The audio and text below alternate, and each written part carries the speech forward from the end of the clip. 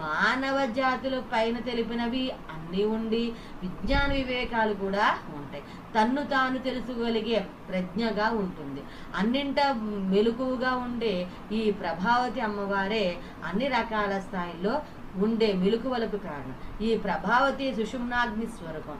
ఈ ప్రభావతియే సవిత్రమూర్తి యొక్క పవిత్రమైన వెలుగులకు మూల కారణం.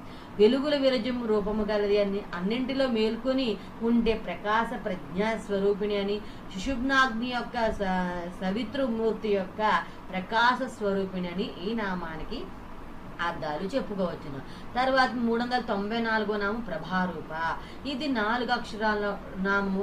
ఈ నామం తమరు నమస్కరించేటప్పుడు ప్రభారూపాయ నమః అని చెప్పాలి. ప్రభ అంటే వెలుగుల యొక్క, రూప అంటే రూపం గలది. ఇంతకు ముందు నామంలో అమ్మవారు వెలుగుల జిమ్ము రూపము అని చెప్పబడింది. ప్రస్తుత నామంలో ఆ వెలుగు